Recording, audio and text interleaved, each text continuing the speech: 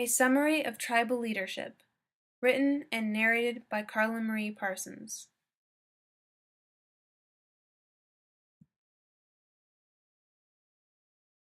Every month, I have a book that I have made my designated reading. Last month, I read Tribal Leadership. It was recommended to me by my dad, who's actually a very successful person in business. So, I trusted his advice and began to read. Immediately, I became fascinated.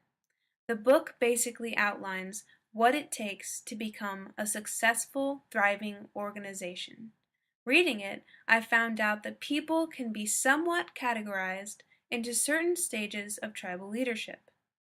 The stages are labeled 1 through 5, 1 being the bottom of the rung, and 5 being a tribe that makes history during its performance. The book emphasizes that in order to have a successful organization, you must have a tribe or group of people that know how to and are willing to work well together. Through case studies and collecting data, they found that groups that are successful, as well as groups that are not, use specific language and exhibit specific behaviors. This may appear to be something very obvious. However, the psychology behind this subject is a lot deeper than one might realize. So, in an attempt to better understand the psychology of groups, I began to closely observe similar situations and behaviors. For example, last week I specifically used stage 1 and 2 language. This means mostly in a negative tone with an individual focus, proclaiming that others were dull with the undertones of "my life sucks." This is an example of tribal stages 1 and 2, and the responses I got were what I expected from my team.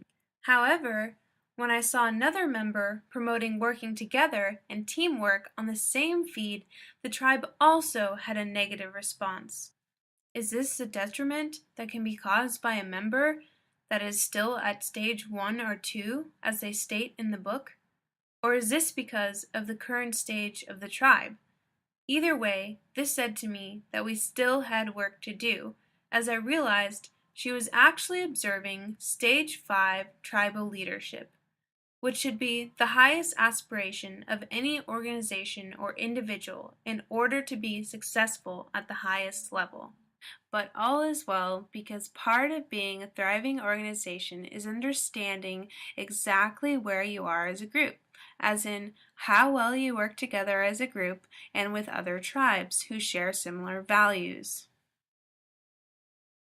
Reading this book, I realized that these concepts were so important that an organization would not likely succeed without understanding them, especially when seeing the tribal stages in action. So what are the tribal stages? Here they are in order. Stage 1, often very negative, with a sense of despairing hostility. They will use language such as, "life sucks." Their feelings are usually derived from a deep sense of isolation, which is sometimes a result of their own hostility, and the idea that life is inherently flawed. The best way to help an individual at this stage is to encourage them to go where the action is and remind them how life actually works.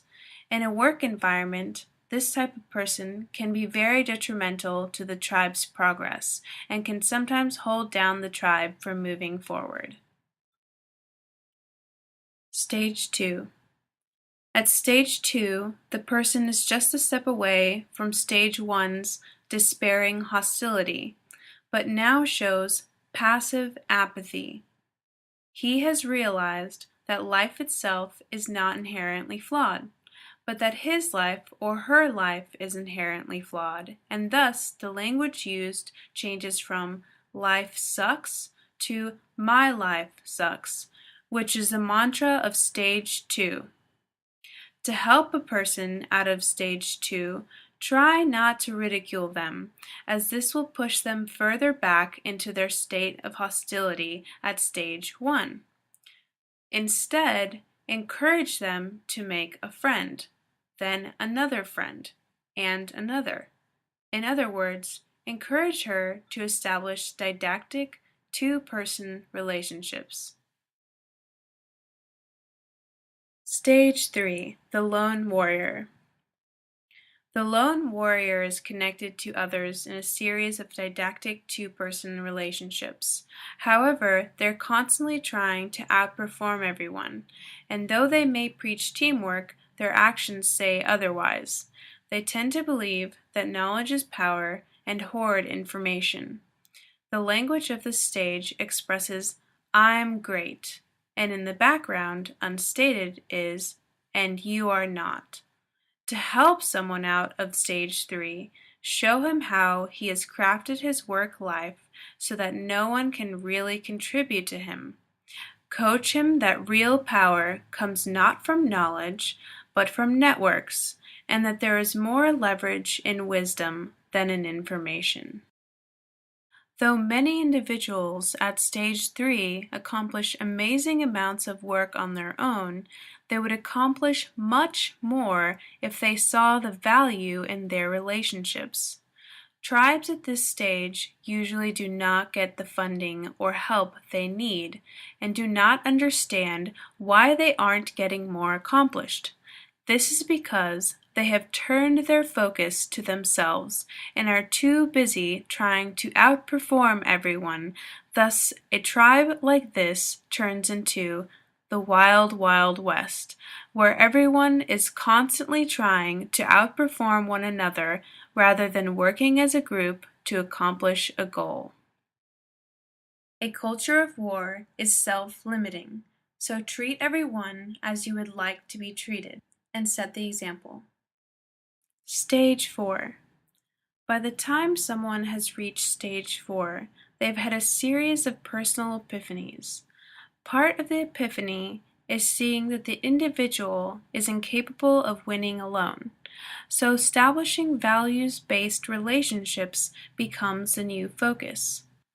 They understand that respect is given, not earned, and their behavior shows that they have begun to form triads instead of dyads, even if unknowingly.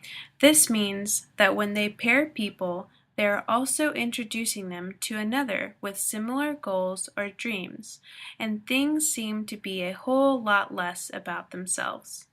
They openly communicate and communicate with members of their tribe often. From a stage 3 perspective, it may appear that stage 4 tribes are wasting their time by spending so much time talking. In fact, they are maintaining the tribal bonds that allow for bursts of effective, coordinated action that far outperform stage 3 behavior. The wisdom learned from tribal leadership is something that can be applied to all areas of life.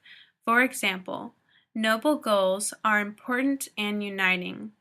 Even the U.S. government can briefly upgrade to a stage 4 tribe to accomplish a noble goal for which they see eye to eye. By contrast, stage 4 realizes that power lies in giving rather than hoarding information, and that in general, the more power you give to others, the more you get back. They also realize that the victories they thought they had won were only personal and not tribal, and that winning on a personal level is ultimately self-defeating. Leveraging a group at stage 4 means figuring out its highest aspirations, discussing and living its values, and establishing a noble goal. This is essential for moving on to stage 5. Stage 5. Stage 5 is rare in most organizations because most organizations have not yet had the epiphanies required to reach the beginnings of stage 4. Stage 5 is ultimately what you want for your organization, or possibly higher. Their language is usually, "Life is great," and you will hear language such as, they make me better, and we support everyone with a lingering sense that there is no competitor. The group doesn't let go of its competitive edge, but the drive to win loses its sense of competitor. At stage 5, the state of the tribe is of foremost importance. Tribal successes are enduring and satisfying for everyone. The only real goal of the tribe is the betterment of the tribe and maximizing their human potential. Let me give you a real-life example of a Stage 5 organization. Amgen is a biotech company whose focus is on curing disease. Making money wasn't the goal when they begun, yet they have become one of the few handful of companies that has made investors truly wealthy.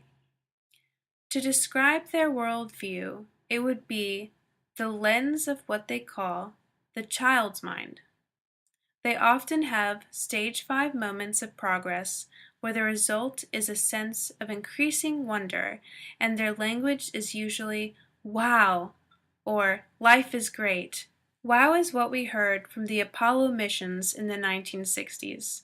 This is a sense of wonder that comes when a stable stage 4 tribe meets a history-making opportunity or breakthrough. The main trait of a stage 5 organization is the way their culture emphasizes the positive. Stage 5 will always outperform stage 4. Now, on the darker side, an example of a fully effective tribe working towards a goal that is ill-intentioned would be a tribe like the terrorist group ISIS. The reason they have done so well is because they are a stage 4 tribe, but with a bad motive or an evil goal. This is something we do not want.